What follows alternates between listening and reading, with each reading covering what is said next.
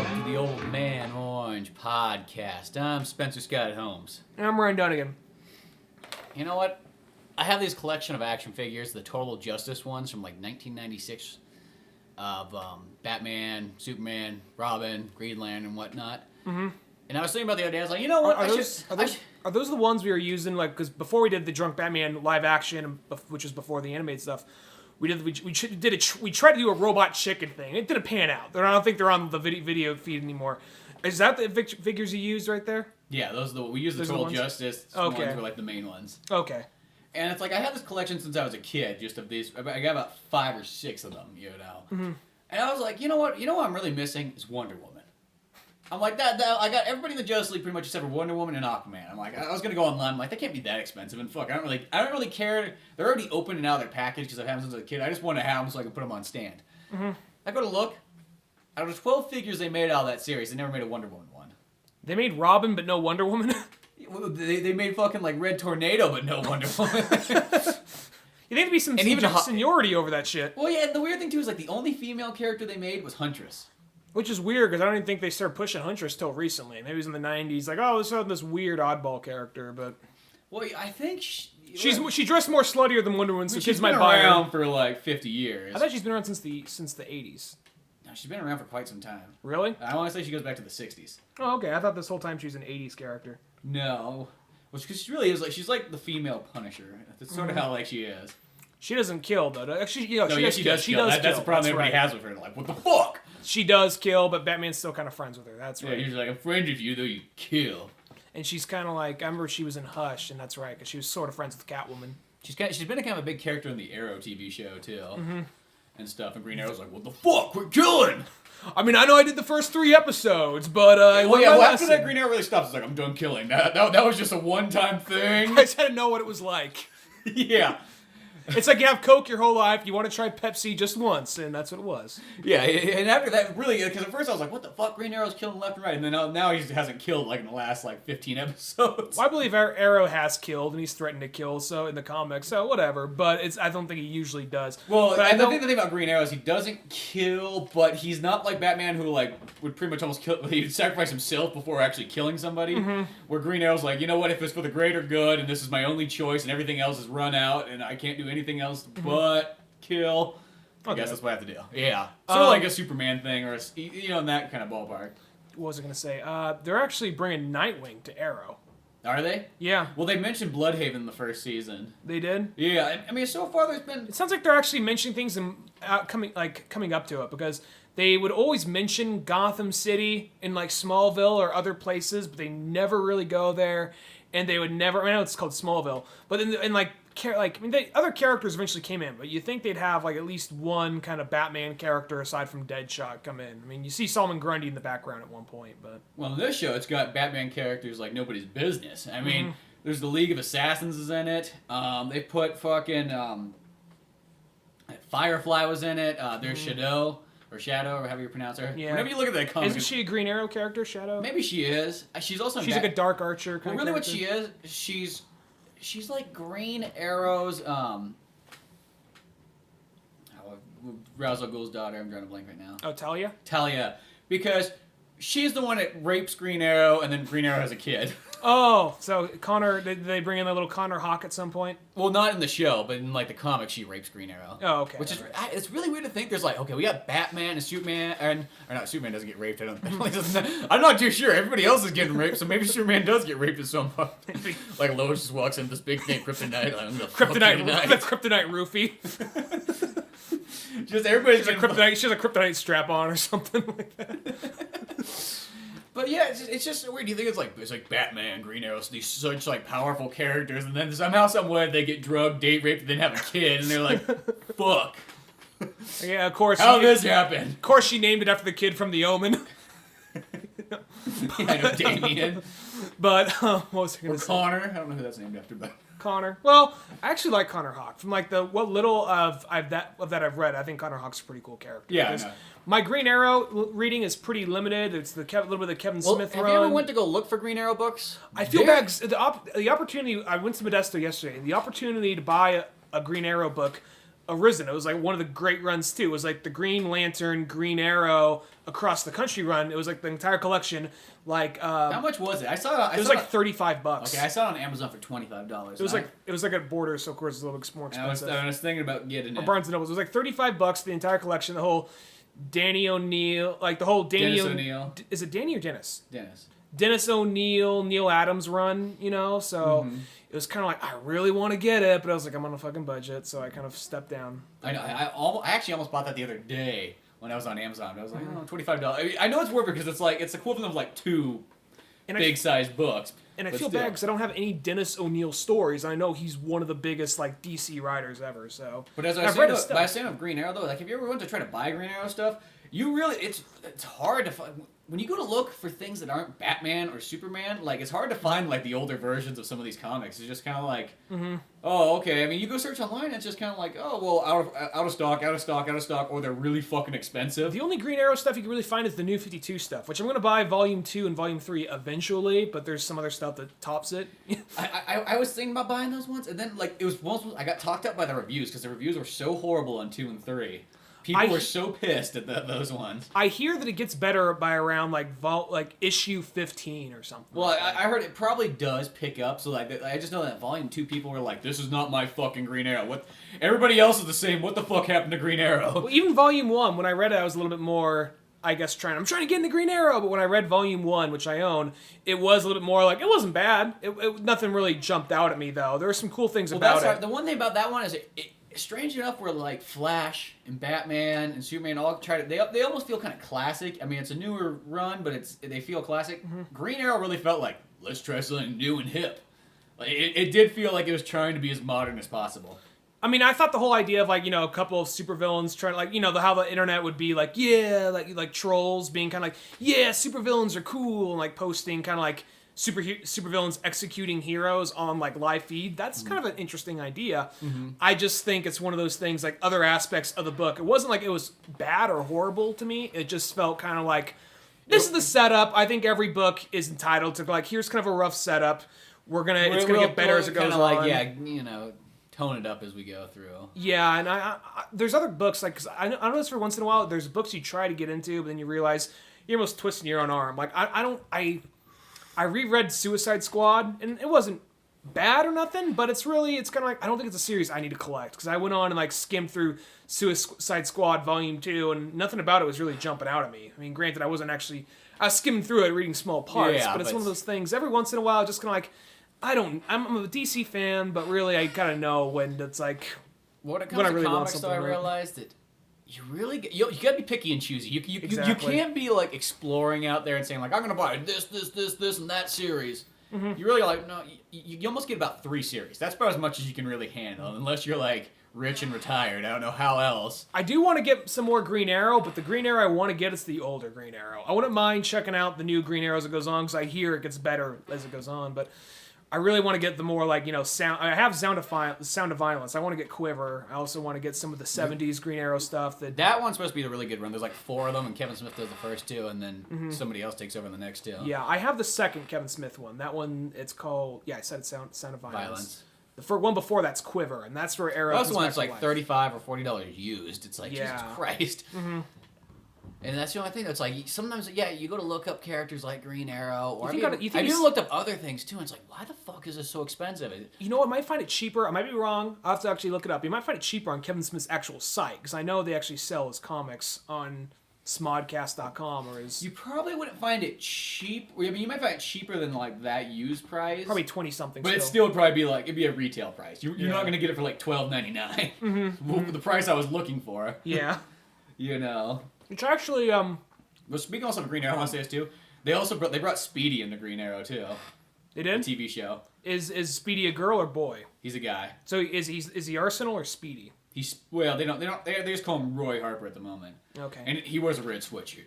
He's actually become Roy Harper, just from like when I was reading Outsiders, and when he was in like Red Hood and the Outlaws.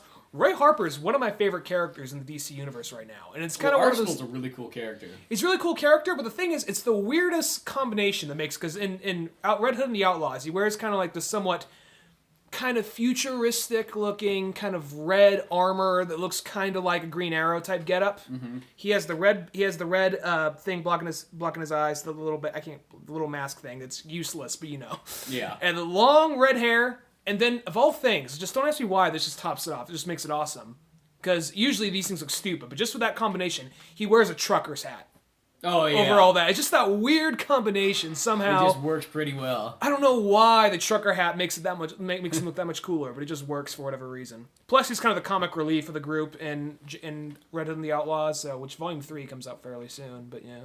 Yeah. Well, a lot of those volumes too, if you don't buy them right away, then you gotta wait till it comes on paperback because Amazon will sell it to you for like $14.99 at first. You're like, well, I'll pay $14.99, and then all of a sudden it'll be like $18.99 or $20, and you gotta wait till the paperback comes. Yeah, I pre-ordered that one, the next Grant Morrison Action Comics one. So. Yeah, I got a handful pre-ordered. I got like probably stop pre-ordering just in case, because someday I'm gonna forget about it, and then all of a sudden be all these charges on my account. Like, what the fuck? Where the fuck did that come from? Oh yeah, I pre-ordered all these comic books. Superman and Batman show up at your front door like, so we were reading your accounts and looks like you owe us some money. You know, just cracking their knuckles. Thought you were all about like truth, justice, and the American way. Yeah, American way. By the American dollar, that is. Slams their fist down. It is the American way, bitch. You know? But no, I actually read, you actually cut you off, you're going to say? No, you can continue yours. I actually went out and got the Flash New 52 Volume 1. Isn't that a good one? It's good. I like it. I think the artwork is beautiful, and I think the coloring is great. Mm-hmm. That's something that I just love the art style. The writing's pretty good, but there's a few moments where it seems a little clunky. Kind of like, I hate it when the bad guys got to talk and narrate to themselves, like, out loud, like, Flash killed my sister. So on today's day, I killed the Flash. And he just like Dr. Cold or Captain Cold is thinking out loud. And it's kind of like that point. Like, I think they sometimes spell it too much out for you. It's kind of like, I think you could probably do better with less sometimes. I'm not going to let that totally bring the book down. I think that's still a good book. It's still a good story. I know the comics, mostly their main way of telling you anything is by talking. But every so often, you can get it across just through kind of like no talking and just through images. I think that would have been more powerful. And I think as soon as like Captain Cole, where he thought his sister was dead, and he is seeing, I think it would have been so much more powerful if he was just kind of hunched over, just sad. And next shot, we just see him kind of like, we know why he's doing what he's doing. Yeah, I guess you could do that too. I guess there's just different ways to do it. There's different ways to do it. I'm not going to totally downgrade it. It just, the whole like, we have to spell it out for you. I don't know. I guess I don't like when they do that. But still overall a good story, and I'm looking for the next one. I know. I wanted to buy the second one, but I was like, I'll have to wait till the third one comes out for it. Because I'm like, I don't want to pay $20. Yeah, I'm kind of the same way with you there. I was bummed I didn't get the Shazam one too, because that one went up in price too. I was like, ugh. Of course, they always fucking fuck. It's only about the hardcover. See, I love like my Nightwing one, because the price never goes up on it because it's always a paperback. That's one of the bright sides of the you think if Batgirl and Batwoman are hardcovers, you think Nightwing would be hardcover. Oh yeah, no. I mean, importance. I guess it's kind of like they go like, well, who's Nightwing? And they it's old Robin. I think a lot of they're still at the point like, well, people know what Batman is. So they'll probably there's a Batwoman. Batgirl. Yeah. Well, I can see Batman and Superman getting the hardcovers, but really when it gets down to it, do they all? I mean, more than half of them have the hardcovers. It's like, come on. Their big characters have the hardcovers, and I think anything that's more than just the big characters. Well, it's Batman. What it is it's whatever Batman series that has Batman in the title. It's all their major characters. So Superman Action Comics, Wonder Woman, but yeah, no, Green Lantern, Aquaman, all the big Flash. I mean, like it's like those ones. I mean, even like Shazam. It's like every single one of these ones has like. It's like, come on, just get the paperback. Does Shazam have the hardcover? Yep. I thought Shazam would have been the paperback. Very few of them have the paperback. It's mostly. Is Hawkman the paperback? I don't know about that one. Green Lantern was always paperback. So it's kind of like when Shazam. No, Green Lantern was hardcover. I mean Green Arrow. I meant Green Arrow. Oh, Green Arrow. When Green Arrow trumps Shazam, or Shazam trumps Green Arrow, that's kind of a shocker. Well, it's kind of weird too, because like Green Arrow, you think with the Arrow TV show, that's kind of like the comeback of Green Arrow. Mm-hmm. They're trying to market him. They're also trying to market Our Mans. They're trying to do the Marvel thing, like bring in some really obscure shit and try and sell them off. Yeah, well, the upside to like having a TV show though is that's a good way to introduce like characters that would never have a place anywhere else. And plus, they're trying to give Flash his own TV show. He's going to be in the Arrow. And they said the bright side about that is maybe this is a good sign. Which is weird, just for the fact that like there's never been a superpower character in Green Arrow yet. And I think they're probably smart and probably heard some of the complaints. Like, the fans are the ones that are watching it. Let's just give the fans what they want. Hopefully, I'm knocking on wood, but My only real complaint is just one of those ones that's like, more than anything else is, why the fuck don't you call Green Arrow, or just call him Arrow? I'll settle for Arrow. He's like some hooded figure. Well, yeah, they always just go, the Hood, or the Vigilante. You know, just like, he is on the destruction as the Hood. And it's just like, they call Huntress, and it's like, what the fuck? Call Green Arrow. They probably will eventually. It's like, Merlin is right, I'll go with that Green Arrow. Yeah, they call Merlin, even though I know this guy's last name in that story, but still. It's just, some of these ones are like, come on. I mean, like, I know a lot of times some of the characters just go like... Is Merlin an archer in this one too? Yeah. Okay. I know sometimes, like, okay, with like, I almost said Deathstroke, but not Deathstroke, but Deadshot. Like they the way they do his name, it's like, he was known as the Deadshot because he never missed, like one of those kind of titles. But still, I don't know. People think there must be some producers that go, that sounds a better way to like kind of do like that wink. Like, that sounds stupider than just calling him Deadshot. If that's what you think, just... Well, if they say something like they called him the Deadshot, it's more like there's clunkier... Well, that doesn't sound as bad as other ones. Like, there's... In Smallville, Deathstroke actually came to Smallville for an episode. Mm-hmm. It was way different. He was a general. At some point, he lost his eye, and he just had this big metal slab over his face that was in the shape of the eye of the mask. Mm-hmm. And he was fighting, I think it was Hawkman with a sword. And at some point, something... Did Hawkman have wings in that one? Hawkman actually looked like Hawkman. Oh, that's pretty badass then. Yeah, but at some point, they never... I don't know if they ever called him Hawkman. They might have. They always just called him Carter. But that works, whatever.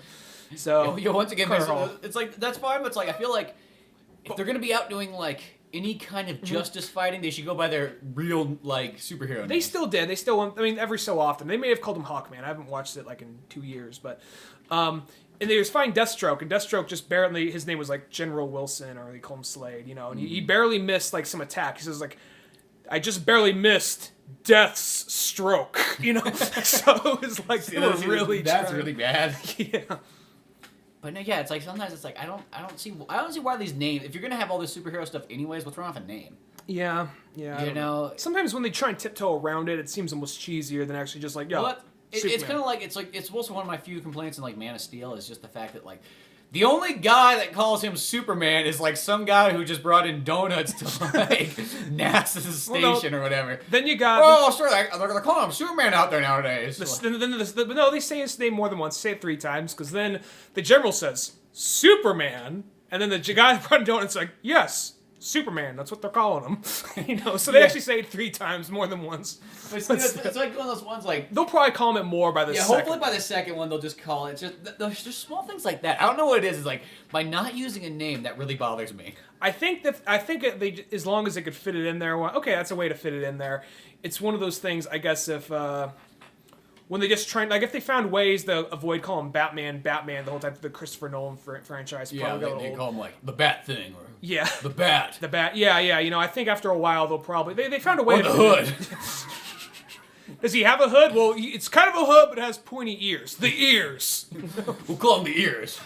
Why? Because he has ears. Well, you have ears too. Well, what the fuck do you want to call him? We can't call me ears and him ears too. Get confusing. Shit. Everybody has ears when you think about it. Speaking of movies, though, I went back and I went out and finally bought Green Lantern, the live-action movie. You bought it? Yeah. How much? I paid $2 for it. Oh, okay, all right. But by my second time watching it, it actually is a pretty good movie. You bought the director's cut. Yeah, right? I got like the extended edition, and it's got tons of good special features and whatnot in it. Does the special edition really add anything to it? Yeah, I can't. It's one of those ones like when you've only seen a movie once and you haven't seen it in a long time, and you go to watch like an extended cut. Sometimes you just kind of go like, I don't know what's different. I saw the movie twice. Once with you, once with my nephew. And it's one of those movies, I didn't think it was atrocious. I didn't really think it was amazing. It just seemed kind of like... It seemed, because when I think Green Lantern, it's like, oh, we're going to be in space fighting... I can't fucking talk. We're going to be in space fighting some fucking aliens. And that one, it was just kind of like... No, I don't like it in space. I'm going to go back to Earth for a while. And evering was just taking place on Earth until the very end. When I really think about it, it's like... Did they just let somebody quit and take the ring with them? Yeah. Like, I was like, really? I mean, like, would you just let somebody just walk out of there with one of those rings? It's not like they're walking out with, like, their gun or something like that. It's like, that's a lot of power that guy's walking out with. Kilowog turns Sinestro. Can he fucking do that? Yeah. Is the ring going to come back, or is it... so it's come one back of those... when he dies. Yeah. Oh. So we gotta wait that long before the ring gets passed on? Yeah, we gotta wait. How much havoc can the one guy create? Yeah. So it's one of those things, I guess, I don't really know. And plus, if he was that much of a pussy, you think the ring would have just said, well, fuck you, and just leave his finger or something. Yeah. I don't know, it's one of those things, like, I don't think it's horrible. I think it's alright. I just think that, maybe the directors, I haven't seen the director's cut, it just, because they on the box, the director's cut, like, you see all the lanterns behind him, like, oh, these fuckers are in the movie, but for, like, 3 seconds in the background at a meeting. Yeah. And then, we got one scene with we got 2 sort of scenes with Kilowog. A couple scenes with Tamaray. Yeah. Tamaray, he kind of explained shit to him for about 5 minutes. Yeah, and it's just like, okay. I mean, it's one of those cases. A lot of times the animation gets it down so much better. Like the animated. The first Flight one really is just like an amazing. It's like one. I'm not even the biggest Green Lantern fan. And I have that movie, and I think that movie's that awesome. movie really made me like a Green Lantern fan more than anything else. Before it's just like, oh, Green Lantern, whatever, he flies in space. Mm-hmm. He's got a ring. It's okay. It was one of those characters the longest time. It's like, back to that Total Justice. It's like I had that Green Lantern figure forever, and that was really like how I got it. It was like I got this figure. It's like Green Lantern, huh? And as a kid, it was like, unless you went out and got the comics, he wasn't in anything yet, animated-wise. Yeah. I mean, he was in those couple episodes of Super Friends, the second series. Mm-hmm. But until you saw him in, like, Justice League, that was more where it's like, oh, okay. So they kicked, like, Marvin and Wendy and Wonder Dog out on the street, like, fuck you, your rooms are vacated. What? What do you mean? They just bring in all the other superheroes. Patchy Chief is still here. He's cool and all that. And so with like Eastern Winds or whatever. I want to say this really quickly. You know what made me angry in Scribblenauts? You can get fucking Marvin in that game, but you can't put it Patchy Chief. What the fuck is that bullshit? You can put Marvin in there? Yeah, he's in that game.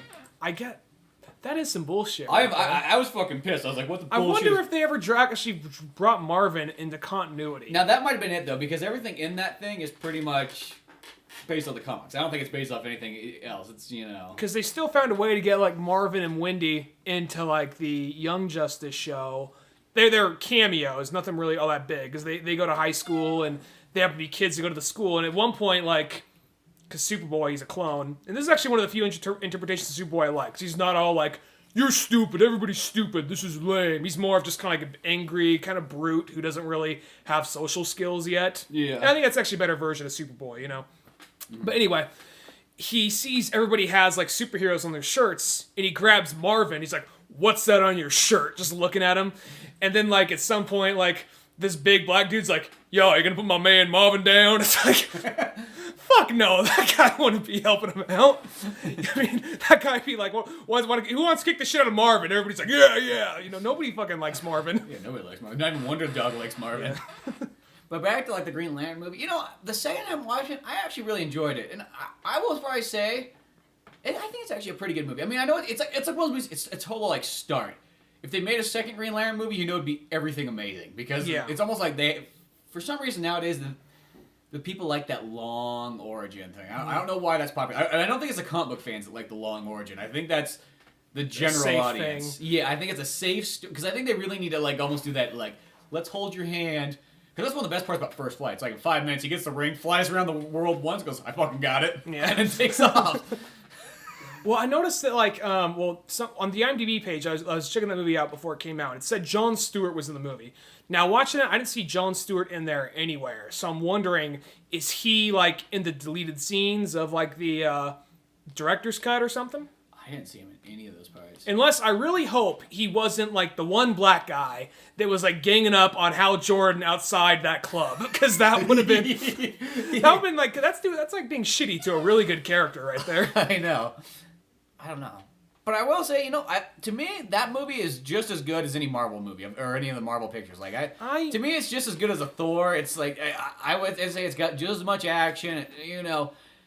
It does feel like it's trying to be a little bit more towards like the Marvel Studios. That's what it reminded me of. It reminded me like, let's shoot for trying to make a Marvel Studios movie. And then almost it kind of like, well, that didn't do nearly as well. Let's go back to that Batman style. It didn't even feel like it was a Marvel Studio. It felt like they were just doing like a very standard, cut dry kind of superhero movie. Well, I said it because it kind of has, the Marvel Studios style it kind of has that little bit of humor. I know Green Lantern has the humor in there, but it's kind of got that little bit of humor mixed in with it, with the action, and it seems like it's got more CG, I guess. Yeah.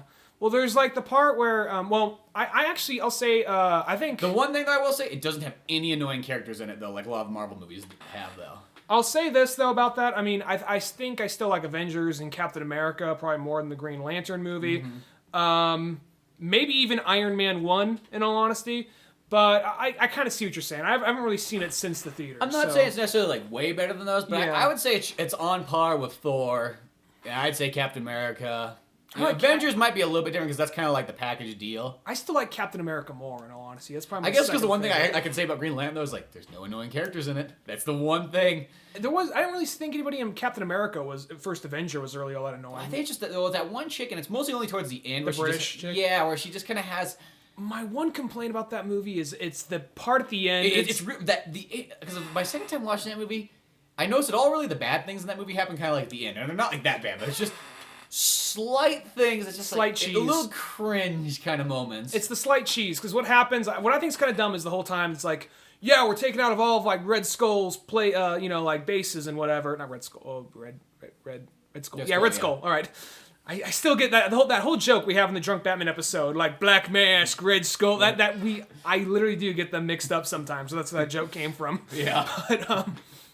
But no, Red Skull though, the part when they're going up and destroying all his bases, and then like suddenly, fuck man, Bucky died.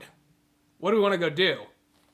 Let's just go fuck their shit up. You know, they just go there. There's really nothing really leads to it. They just like, we know where he was the whole time. I guess they go there, and then suddenly, I mean, I know you're watching a superhero movie, but then suddenly everybody comes in at once. People who really have no business being there, like not the chick, but Tommy Lee Jones too, and just It's like, yeah, why would he be out there in the front lines? Let's just say that. yeah. So it's one of those things. Like it's cool that okay, we're giving a woman in World War II a chance to fight. That's cool.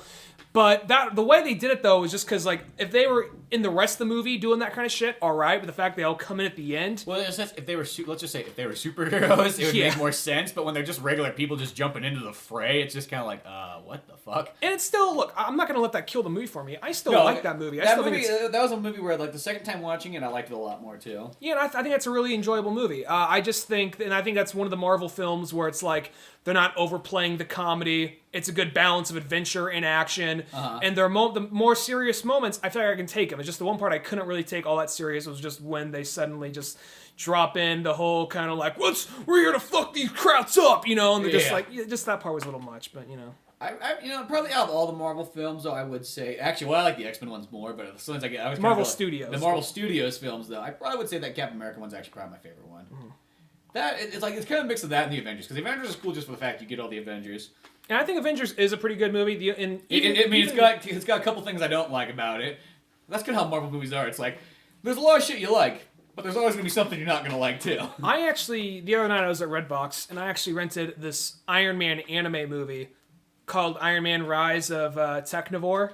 Was this a new one? It's a new-ish. It came out like in April, I guess. I looked it up on Wikipedia. Okay, that's cool. Because I've really been wondering. I was like, one thing, it's like, okay, if Marvel's making all this fucking money, why is DC like the only one that releases like constant like straight to DVD anime movies? Because the Marvel ones, like there's very few of them. The first couple were like okay, but they started to get really good after a while. Because like that, there was like the Hulk versus and then the Planet Hulk, and those ones were like on par with the DC ones. The Young Avengers or whatever, the one with like the Avengers Kids or whatever. No, not those ones. Well, that was the same one. There's one that was a part of that same kind of like DVD, like straight to video Are you release. talking about the Thor, like the Hero of Asgard or whatever? No, there's Tales of Asgard, because that's a pretty good one too. That one's good. No, there's one that was like I think it was called the Young Avengers or Next Avengers, and what it was like it was like off canon. It was like this parallel future where Ultron killed everybody. The only two remaining Avengers is Hulk and Iron Man. And Iron Man has all the children of the Avengers. He's raising them. The Hulk is off somewhere. They don't know. So all the children of the Avengers, under Iron Man's guidance, Is come Iron Man and Hulk married in this one? No, Hulk is somewhere else. He's like, fuck you and your kids. You keep the kids. I leave. like, what kind of fucking world is this? One of the kids is green. Hulk fucks Iron Man and they have kids. I didn't know Hulk can impregnate men. Wow, that's something. Well, he's got everything. Tony was just on the shitter one day, like, where the fuck did that come from? Fucking door bust Green open. baby, just a green baby on the fucking toilet. I was halfway tempted to flush it, but I actually tried to flush Steve it. It wouldn't go all the way down. Steve wouldn't want it that way. So I just said it was actually. I told the kid he was Steve's. I just told the kid he was Steve's and Natasha's because I just kind of made shit up. How would this kid feel if he was a butt baby of the Hulk? But no, Hulk. They don't know where he's at. He's off somewhere with. I love how that just sounds so funny. Like we don't know where Hulk is at. He comes in at the end. He comes in at the end of the movie, but it's just like all the he has them under guidance, under training, and they're like, oh yeah, we live in this, like, we don't go beyond this gate or whatever. And the kid, like, the kid's like, what's the fucking point? We don't like it here. And they realize the whole world they lived in is this fenced off area with this hologram kind of thing. So they're not living in this jungle paradise. They're living in a hologram room, and outside the world's this like apocalyptic wasteland. And they all team up to go after Ultron as shit goes on. They go back to get the Hulk, and the Hulk is like this old hippie kind of living out in the desert, just kind of watering plants, meditates a few hours a day. That's actually kind of a cool version of Hulk. And then the way that like, he's like, I'm not going to do it. I'm done. That part of me's done. I'm never going to turn into the Hulk again. Then what does Captain America's son do? He goes in there, starts flipping shit over, knocking things around. So, kicks him in the balls. Yeah. So he's like, yep, he'll come back now, so... Well, that's good, because, like, yeah, for the while there, I was going, like, where the fuck? And then I remember I got excited once, I saw there was, like, they made, like, a Wolverine one. I was like, oh, and I was like, oh, it's a fucking motion comic. What the fuck? They have, there's, like, a bunch of... That's, like, the biggest cock tease ever, because you see that, you're like, oh my god, they're coming out with something so sweet. They had a bunch of, like, because I think they had, like, several anime. They had Blade, they had the anime ones came out a while ago, though. Yeah, this is a new one. This is a new one, came out this year. Oh, is this an anime one? This is an anime. This is an Iron Man anime movie. And what it was... They already had an older Iron Man anime one. I haven't seen any of them, but this is by the same company. And what it is, I think it might take place in the same universe of the movies. I'm not 100% sure. The reason I said this is Hawkeye's kind of dressed the same way. They're going with the way Nick Fury looks. It's Ultimate Nick Fury. Mm-hmm. But the thing that's cool about it is this one... Does Hawkeye have his real costume on, or is he have that? No. That's why I think it might be set in the movie universe, because he's kind of in the movie outfit. So he's kind of... Unfortunately, they don't treat Hawkeye the way I like them to treat Hawkeye. He's kind of like the smart... He's one of my favorite Marvel characters, and like the last while, he's just kind of got shit on this whole time. I thought it was dumb that he didn't get a bigger part in the Avengers, but I thought he did a good job though. I thought they captured his character well in Avengers. Where in this movie, he's kind of like the funny smart ass with the bow and arrow, and it's like I don't really imagine him being that so much, but whatever. It was like Iron Man. There's some Obadiah Stane, Warmonger. Mm-hmm. His son has like this weird kind of like cell like robot substance that goes over him. Huh. The super futuristic. He can kind of like control other robots and computers and all that. So he makes a personal war against Iron Man and like S.H.I.E.L.D. and all that. So S.H.I.E.L.D.'s like, well, Iron Man, we got to take you in. We got to talk to you. He's like, oh, fuck you. I ain't doing that. And he thinks War Machine's dead because they try and fight this guy off at the beginning, and he thinks War Machine's dead, but he's not. He just gets his ass kicked. And he goes off, and he's on a run trying to track this guy down. So he meets up with someone else who's looking for him. That's the Punisher. Oh, that's badass. And for just a little while, it becomes the Punisher and Iron Man working together, which is a really cool team up. And it's actually, when the Punisher is in there, it's actually kind of the best part of the movie. He goes to the Middle East, trying to get all the information from Punisher that he has. And then Black Widow and Hawkeye are chasing Iron Man down to bring him into the S.H.I.E.L.D. Then at some point, Iron Man escapes them. Punisher holds him back. Mm-hmm. He goes off to fight the bad guy, and by that point, the bad guy is... S.H.I.E.L.D. comes in, and they're like, okay, we all got to work together now. Enough of this backstabbing shit, so... Huh. Yeah. Well, that's cool, because, yeah, for the longest while, I was just kind of like... I was looking for Marvel stuff, and I was just like... It's like, boy, I went through all those Marvel movies really quickly, and I was like, where the hell's all the other anime? Like, come on, you got to release something. Just, like, do that DC thing. That's, like, one of the best things ever. Take a really good comic... turn into an animated thing. This looked like it may have been its own standalone thing. This was an anime though. This was an anime, and it wasn't like That's still pretty cool. I'd like to see him do more like the American style a little bit more. It wasn't. It was just kind of because I never really seen. I know there is animes of these characters out there, but I never really seen them. And it was I guess it's just one of those ones. I do like the look when it's a little bit more American looking, just for the fact that it's an American characters. Well, I'll say this: the animation was pretty cool. It was actually playing a little darker than the Iron Man movies. Mm-hmm. I'll be honest, some parts of it, the writing seemed a little kind of like stiff, but overall it was still good. It was still a good story.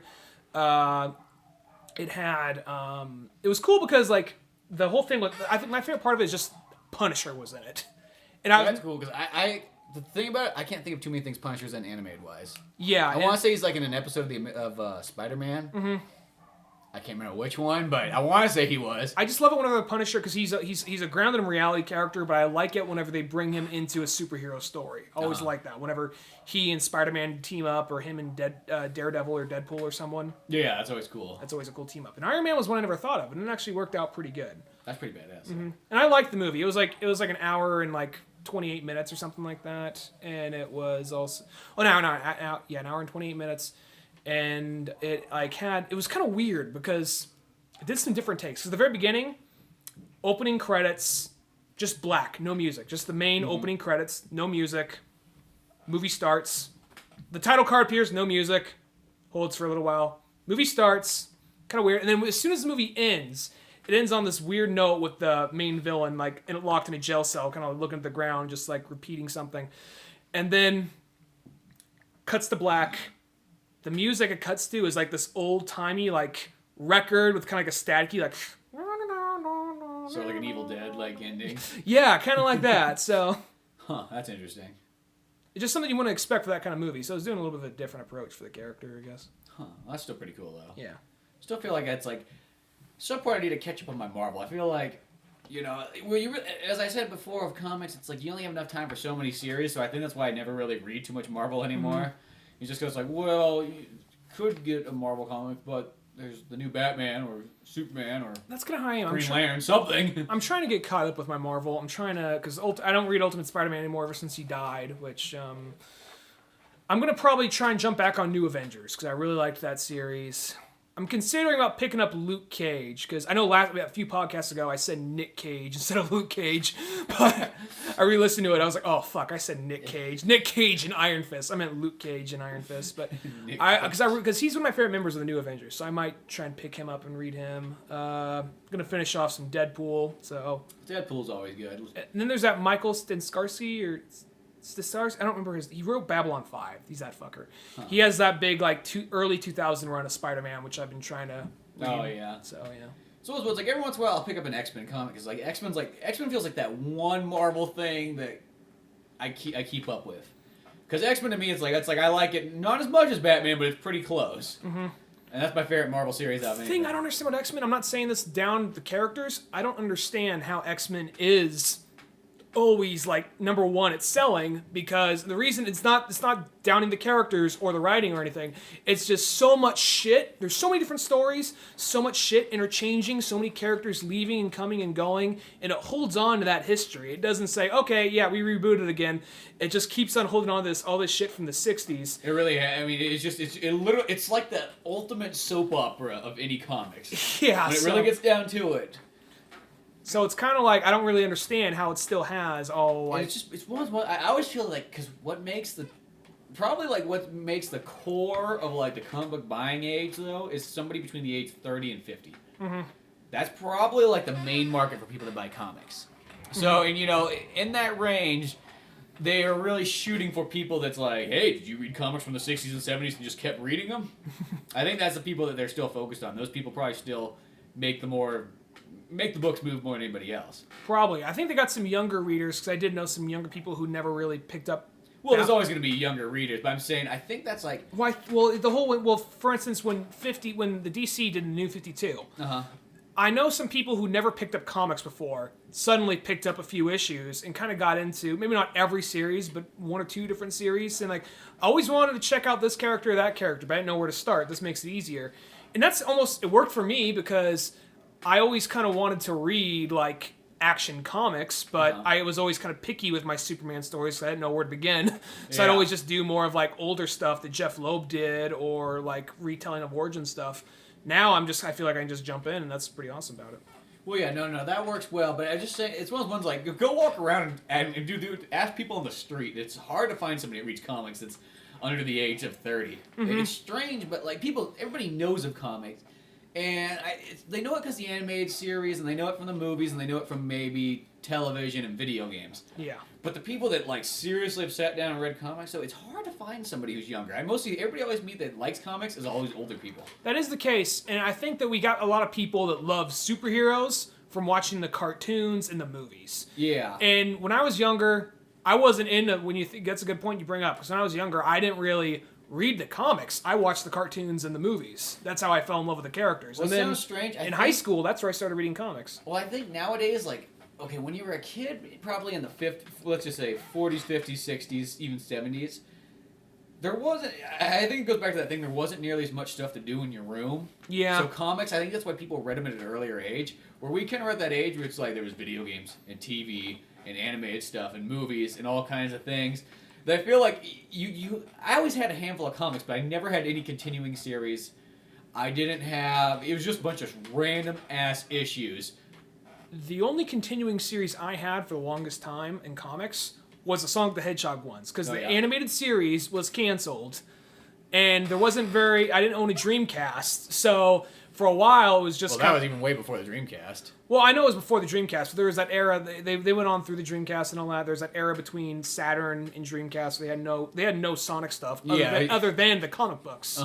So it was just, that was kind of like my main thing of keeping up with Sonic was the comics for a while. And I might miss a few issues, but I was pretty good about keeping on top of those.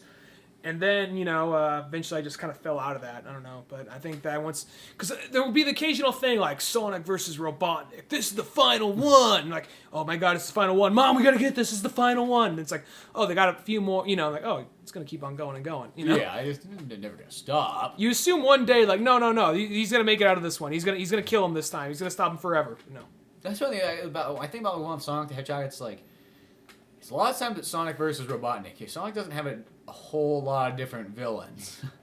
Well, I think that's why I haven't read the comics they since probably added stuff, but I haven't read the comics since my freshman year of high school because I remember going and grabbing one or two miscellaneous issues just to see how much it's changed. Like, okay, they brought in Shadow, they brought in Amy, she's a bigger part for some reason, but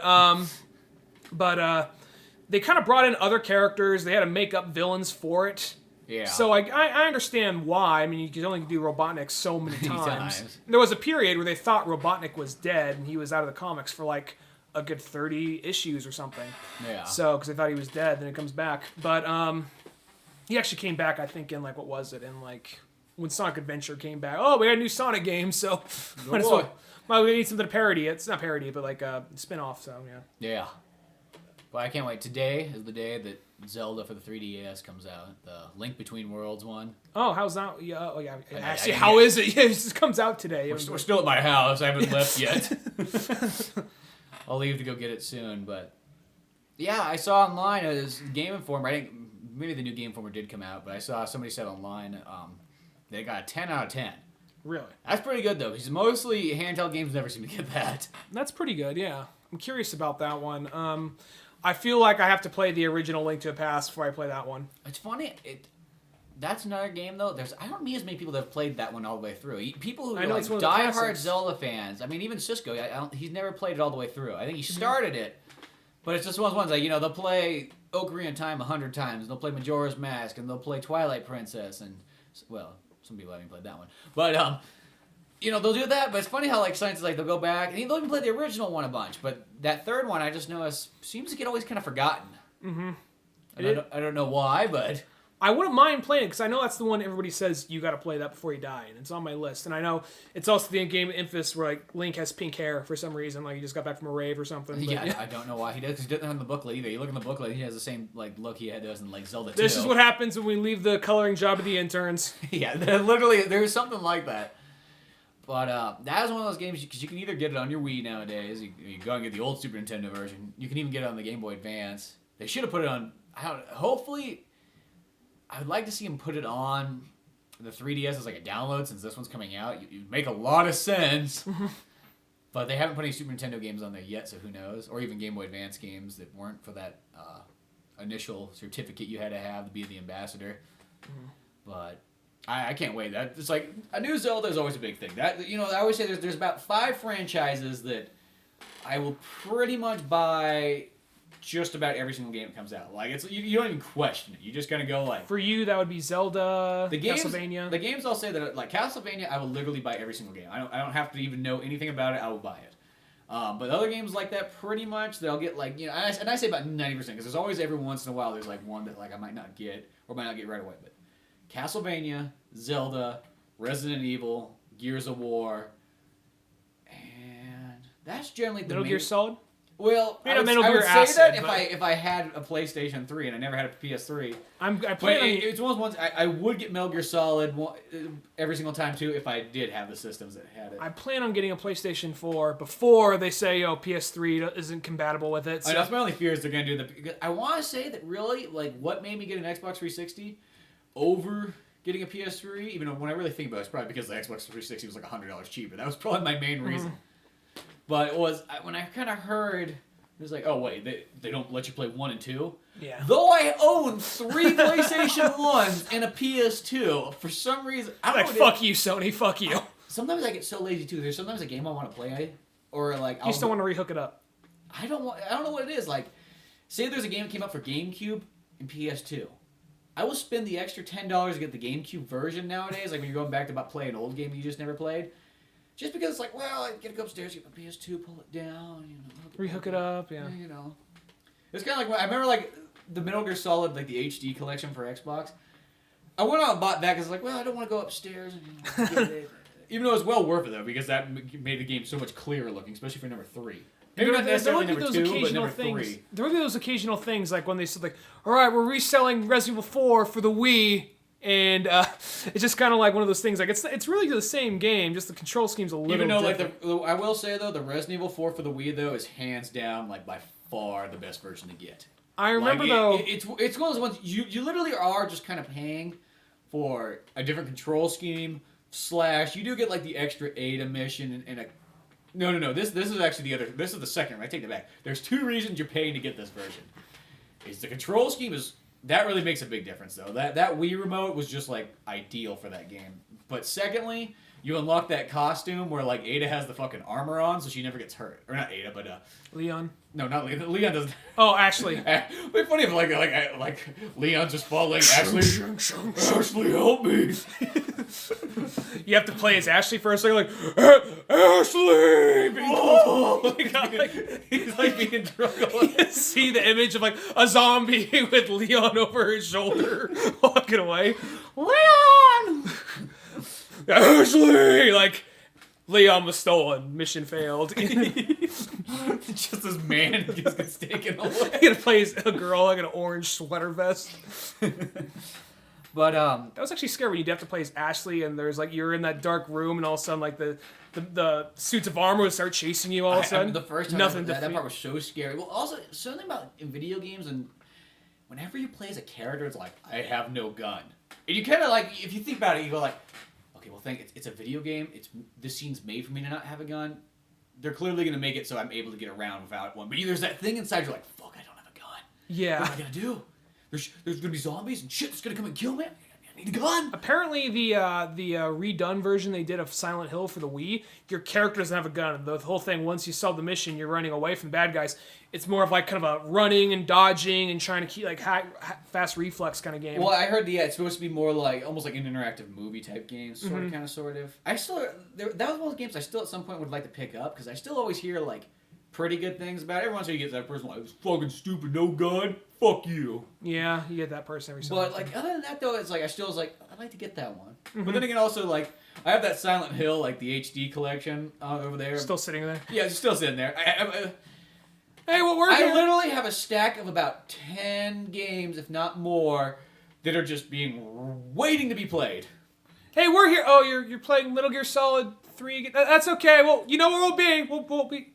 Oh, cool. He's come back. Hey. Oh no, you're just playing Skyward Sword again. All right, now that's cool. You know we're here. We're here. Okay. It's just that one day he'll play us. It's like the neglected toys in Toy Story 3. It really is, and it's just like it's like. One, this is that time of year when there's like a bunch of good games that come out, so you're like, I gotta get this, And then 2, it's kind of like one of those ones like I kept running into like these deals, where it's like, well, fuck, that game's $5. I've always wanted that game, so I just buy it, and I literally do the thing where I just buy it and just put it in the stack. When I was a kid, no matter what, even if I bought up too many games at one time, I would play every single one of them a little bit when I first got it. But nowadays, I can have a game sit there sealed and not even get around to it for a couple of weeks. Be like, oh, good. You just want to reach that point where you just have those games and be like Scrooge McDuck, just have a pool of them, just go swimming in them. I don't know. That's their fate. And it's like one's like, okay, Zelda comes out today. I still haven't finished Pokemon Y. I still haven't finished Batman Arkham and Blackgate for the 3DS. I still haven't. And then, like, here's these other games I have. I bought Assassin's Creed 3 at one point to play. It's still sitting there. I bought Ninja Gaiden 3, The Razor's Edge. Still sitting there. I still need to play. I bought Pokemon Black. I still got to finish that one. Scribblenauts, that's kind of a pickup when you play it kind of game. I don't think that's one's a huge rush. I'll play it when I play it. I still got to finish off, even though I beat the original version. I got to beat at some point Ocarina of Time for the 3DS. I put that game down. I know what happens, but I got to pick it back up and finish it. Yeah, it's just one of those games. That's a good one. The one you got to get, though, is that Pokemon X or Y. Like, I can't... I feel like I got to beat Black first. At the first. moment, out of all the games that I've played this year, I'm still going to say that's probably going to be hands down the top game of the year. For me, it's, at this moment, probably Grand Theft Auto 5 for me. And it's just one of those ones. I think it's just because, like, that Pokemon one, it's just been that game, just like, holy fuck. They kind of got, like... Everything so you wanted many more in that things. game. Yeah, you want, and they just do so many things you didn't even think about, but it's just like, that's fucking badass. And I still haven't even got that far in the game. I'm 15 hours in the game, but it feels like I'm really not that far. But yeah, that's one of those ones I need to get back to that. It's just for the last moment I've been just animating Batman, and that just kind of makes it like, okay, when the fuck am I going to get to playing those games? You're just sitting there. Yeah, I've been really been playing a whole lot. For a while, that's all I was doing, but now I'm just been kind of working on the script for the next Drunk Batman episode, doing a little bit of storyboards, as well as work on the animation for the Grit short I'm working on right now. That's been taking up a lot of my time, but I actually want to steer things off for a second. I kind of had a little bit of a flashback a little bit ago. I was just working on the scripts, and sometimes I just have my iPod on shuffle. Something came up on my iPod that I kind of forgot about, but it's there. Oh, yeah? Best of Jimmy Buffett came on. Oh, yeah?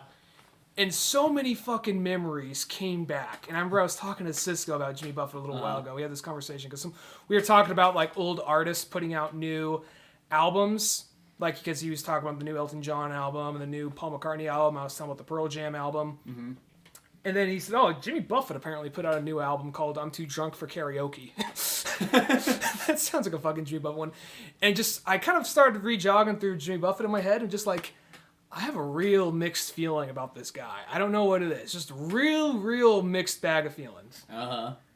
Because like it's one of those things. I had a lot of history with it because when I was a kid, my grandparents had this houseboat up in Lake Shasta. So that was kind of the soundtrack to that. So whenever I hear that, I get these warm, fuzzy feelings. But when I actually listen to the words and I look into the guy's personal history, it's like, this guy's a piece of shit. Yeah. I will say, he's one of those kind of guys, like, you know, when you think about, like, just the song themselves, yeah, they're just kind of fun party songs. That's what they are. Nothing more, nothing less. You know, but then you get the point where, like, he sued that fucking burger company and, you know, what was it, Hawaii? It was Hawaii. What happened is, I went to Hawaii a few times, like, 2 times or so. And whenever I went there, I went to this, actually maybe it was 3 times. Doesn't matter. Anyway, went to this burger joint called Cheeseburger in Paradise. Mm-hmm. I was like, oh, it must be a connection to Jimmy Buffett. And they have a little thing, and it was really good cheeseburgers. And they had the little menu, on their menu, they had their history. And maybe they were bullshitting. But I don't believe they would. But they had their whole history of what happened with their company. And apparently, they came out with this restaurant called Cheeseburger in Paradise, and then a few years later, Jimmy Buffett comes out with that song, that piece of shit song, Cheeseburger in Paradise. And what happens is he sues them, even though their thing was out first, because he copyrighted it. He actually copyrighted it, so he fucking sued them for it. Yeah, I know. So after that, it's like, I don't fucking like this piece of shit. Well, yeah, that's like one of those ones like, dude, what kind of fucking asshole are you? And then, like, he went off and he, like, they were this tiny little chain that started making a business for themselves. And they weren't, like, fucking McDonald's or something, but they started this little, like, state chain because there was, like, 3 others on different islands. You know what I mean? There was, like... And those other ones, though, or might be one restaurant per island. I don't know. But regardless, good for them. They started a small little chain. They start, like, Buffett then fucking... Like, they had it so, like, all the other places, they can't be called Cheeseburger in Paradise. Only the original can be called that. The others are just Cheeseburger. Just sounds like we're going to Cheeseburger. Yeah, could you go, like, Paradise of Cheeseburger or something? Paradise of Burgers. Yeah, like, something else, like, just reword it or something. I don't know, maybe, and plus when you listen to his stuff, it's always about, like, just getting fucked up and passing out on someone's couch, and, like... Going to the next island and doing it all over again. I don't know. Maybe, I mean, he seems kind of like the kind of guy who just seems kind of like, he just that's how he got big. He just was playing on people's couches and so like, hey, you should come to my band tonight. Like, play. Like, yeah, sure, I'll do it. You know. Fucking ain't right, man. Will there be free booze? Yeah, there'll be free booze. Right on. You know, it just shows up and there happens to be a record producer there. That's my guess. Who knows? Maybe he is some fucking tortured artist who's misunderstood. I don't know. Like, maybe he's just, like, fucking, like, working on, like, he's crashing on some friend's couch, like, at, like, 2 a.m, writing something. Just like, Jimmy, you gotta go to bed. Like, no, not till it's done. I'm not washing dishes again. Fuck that. This song will make me famous, and I will have my boat, and fuck you. The people need to hear Sharktown Girl. They need to hear this fucking song. He's like, Jimmy, you gotta go to bed. Like, he punches a window. You're paying for that. He punches a window. He says, no, man. I'm stuck in Margaritaville again. Looking for my lost shaker of salt. Holy shit. Sits down, starts writing that down. I got my new one. This is the one, Jim. Yeah. I doubt that's his story, though. I doubt he has that tragic, artist story that made it there. Who knows? Maybe. Like, not like he's gonna fucking hear this. Yeah, or not like, well, not like he's gonna care. Not like he's gonna care. He's like, fuck you, I already won. I got money and a yacht. I got a yacht made of cocaine and pussy. And burgers. Have you ever fucked a pussy burger? Then eat it? Shit. How the fuck does that work? Oh, I'm Jimmy Buffett. I find a way to make it fucking work. Jimmy Buffett. That sounds like a song he'd have. Like a song he'd Got himself. It's just like Pussy Burger. It just sounds Pussy like burger on my yacht. Let's see, like how that go? Just be like, I'm just thinking it'll probably go something like to the theme of like to the beat of let's get drunk and screw. They say you are a snob queen, honey. That just ain't true. So why don't? Yeah, he really like. It's one of those things. Now I listen, I get warm, fuzzy feelings of my childhood when I hear it back on like family vacation. But now it's kind of like, wow, I don't know. It's kind of like a weird style of music too. It's like Caribbean country or something It like is. that. It is. Really. It's kind of like this mixed genre music thing. Mm-hmm. I don't know. A little bit of. I mean, don't get me wrong. You hear like a song from like He Went to Paris. That's a really beautiful song. Well, yeah, I'm not saying the guy. But majority of his songs are kind of like. What was like, I think not Sharktown, what's it called? Sharktown Girl. Sharktown Girl. Living in a Sharktown world. No, it's like, there, shake to the left, shake to the right, and you're the dolphins in town. Whatever that fucking song. You know what I'm talking about. Yeah, I know what you're talking about. I actually haven't really sat down, but like when I do think of Jimmy Buffett though, it just reminds me of like when I was kind of a kid, because there's always like somebody in your family, whether it be an uncle or a grandparent, that just kind of had that music going. There's always that one drunk uncle at family events. He'll get up on the fucking if there's an open mic, he'll get up there and start singing Jimmy Buffett, or maybe like I got friends in low places where the whiskey grow. Well, that's not Jimmy Buffett. That's not Jimmy Buffett, no. But he always sings Jimmy Buffett or. I've never, that song. I know that's a big country guy. I'm trying to blank on his name right now. I don't know. I don't really know country too well, but yeah. I know that's a bigger guy, but I just can't remember. I remember hearing. I know that song. I knew that's because I have this uncle who sings that at every single fucking family get together. There's an open mic. Fuck, he's running to that. He's got to sing that fucking song. I gotta sing the song. It's my thing. It's my jam. Like you don't got to. You could just not sing and just let the music do its singing. Yeah. That's why they recorded it and sold it, and somebody bought it. Mm-hmm, mm-hmm. But, well, what can you do? What can you do? Not a whole lot. I know. Is there any other games you're looking forward to that are coming out soon? Any other games? Nothing's really jumping out at me, in all honesty. No. Really, towards like the end of this year, it's kind of like there's a couple movies, and then there's. I know as soon as we turn off this podcast, a bunch of stuff's going to come rush in my mind probably, but at the moment, I really can't think of anything. There's no, other than Zelda's kind of like ones like, finally, this year's over, no more things to buy. Mm-hmm. That forceful buying. Mm-hmm. I like this forceful buying thing. It's like, you're not pressured whatsoever to buy this. It's not like Link's like breaking into your house and like fucking, yeah! Like subtitles, like go to the fucking store. like twisting your arm behind your back, you know. But it's something about Zelda. I don't know what it is. Though. It's like you just have to buy it. It's kind of like there's just some force in you that's like, well, why would I not buy it? You know. It's almost like a religious thing. It's like I have to go. Mario wants me to buy it. Isn't that right, Mario? Well, it's funny too because like Mario's one of those series like I will buy it if there's actually like a main like I just don't feel like main Mario games come out that often anymore. But like I guess they never really did when you really think about it.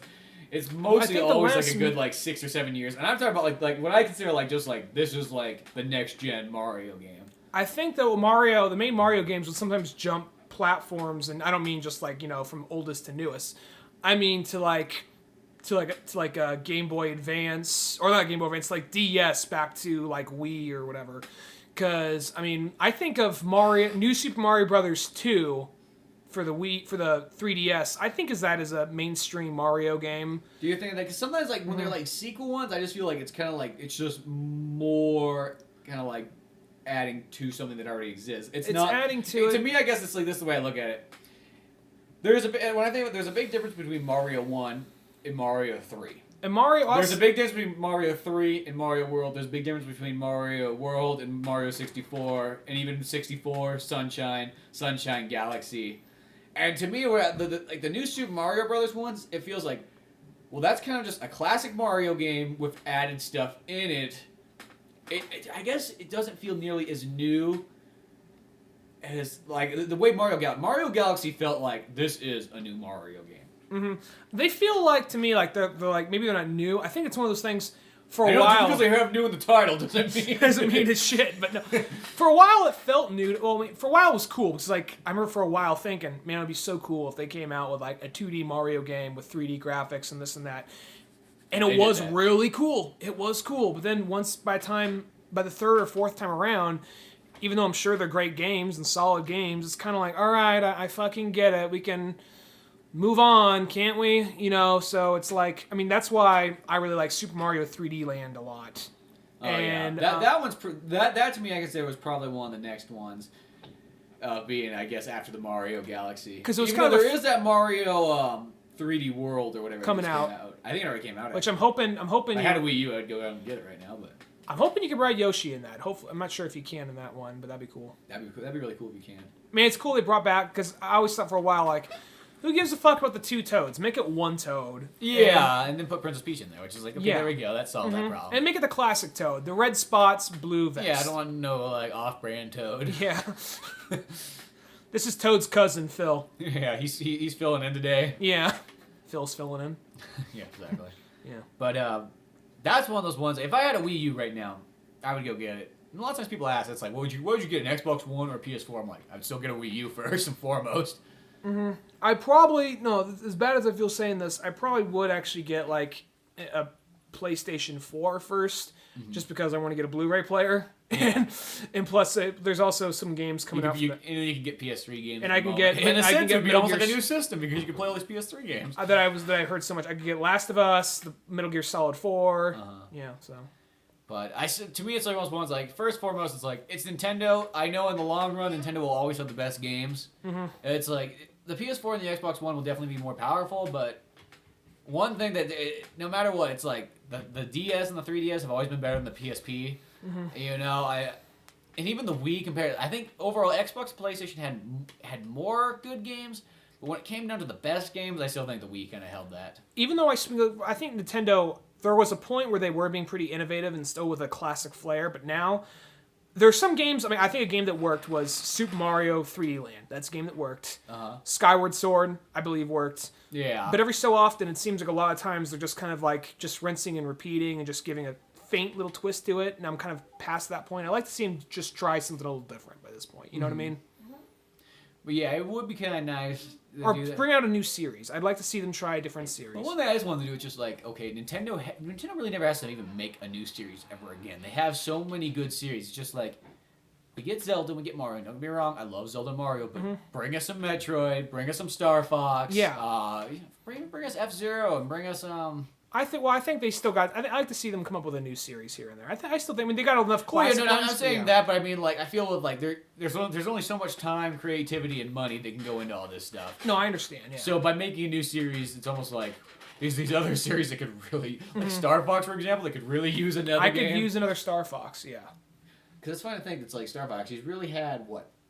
4 or 5 games. 4 games. I guess 5 games if you include that DS one. Yeah, let's see. Was there one for the Game Boy or something? Game Boy Advance. No, there wasn't there's Star Fox 1. There's Star Fox 2 though. It's kind of like a. I mean, there's like kind of like a beta version you can get of it, but let's just say it's there anyways. Fuck it. If you can get it, then it's there. Star Fox 64. Star Fox 64, Star Fox Adventures, Star Fox for the DS, and Star Fox Assault. So there's 6. And I'm not including the remake for 3D or the updated graphics one for 3DS. Which I'd like to get that at some point. Yeah. That one's really cool. I mean, you have to put up with the fact that the voices aren't the same, but the graphics, they make it almost like they sort of It's make Slippy like buff like Fox, help me. No, Slippy's voice is like you if nobody told still you that annoying. one's different, that one's still about the same. It's more like Peppy's voice is kind of different. Does she have the southern draw? It's just what it really just sounds like. It sounds like if you just kind of got some other people to come in and say like, well, try your best. They're not like the best. They're not like good at emulating, but they're just trying. Rooster Teeth had this one funny short about like video game characters, like interviewing for a job. And they just cut to different characters and just jokes that would imply for like like they had like one with Link, kind of like, oh yeah. Well, after a while, people stopped investing their monies and like hiding their savings in bushes and vases. So now I'm kind of out of a job, really, because people got wised up. So I can't really do a whole lot. They're just going down the list of things like that. And they would go to Peppy, and he'd always just say, "Do a barrel roll, do whatever the guy asks." Like, what is your financial advice to your children? Like, do a barrel roll. Where do you see yourself in 3 years? Do a barrel roll. And then at some point he's like, "Okay, you're on an asteroid field with your partners. They're coming in at you, lasers ablazing. What's your advice to your partner?" Just stands there with like a blank look, can't think of anything, cuts to black, credits. That's pretty funny. So, but that was really, it's like one's like, well, I'll say back to that. Those 5 games I always buy. Metroid or something that's like that 5th game. That was the 5th series I was trying to think of. I will buy Metroid whenever it comes out. There was a time I'd buy whatever Mario game came out. Mario's one of those ones like I will buy its main series games. Yeah. That's why I don't consider it in that same category. Because I'll buy like if there's a main Mario game coming out, I'll buy that. But other than that, same thing. I don't really buy Sonic games anymore, just because I'll see how the reviews are in this Lost World, and assuming when I get Wii U. But yeah, Sonic's almost ones too. It's like now that's a wait and buy type game. Well, I had too much faith and had too much hope, and I just kind of reached that point where it's like, they really are just kind of making these. There's a while where it's like, okay, I felt like they were. Well, not very many of them, but a few of them felt like kind of like, okay, the original fans could enjoy this, but it's still appropriate enough for a kid. Yeah. Where now it feels more like, no, they're aiming more for the new audience, which is fine, whatever. Video games do that. Fuck you, leave me behind. I'm not even trying to be all like, fuck you, just like, just times change, people change. I can't expect them to do the same thing over and over. I will say that new one, like, I don't know if it came out yet or whatnot. I think it's out, I've seen it. Gameplay wise, it looks like it could be cool. It's just you look at the villains and you're like, why does it look so cartoony and kiddie? I know I'm saying this and it's Sonic, but still, there's just kind of like this thing where it's like if something's been around for like at least 20 plus years, you kind of can. There's almost that point where you can say, well, the thing is fucking 20 years old now. It should evolve a bit. Well, something I'll say, a lot of Sonic fans say blasphemy about this. I liked the look and feel of Sonic 2006. Yeah. The world it was set in was cool. It felt like it was trying to do something a little different. It was just... The gameplay wasn't... The gameplay itself was shitty and not very smooth and rushed. But that one did kind of have that, like, it felt like this is... This is a step. This is something different. Well, it felt like, it was going like, this is the next Sonic adventure. This is for our audience who has been here for us the whole 30 years. And it's not like the writing was amazing or anything, which I'm not expecting. As long as the game's fun, that's all that really should fucking matter at the end of the day when it comes to a video game. Yeah. But...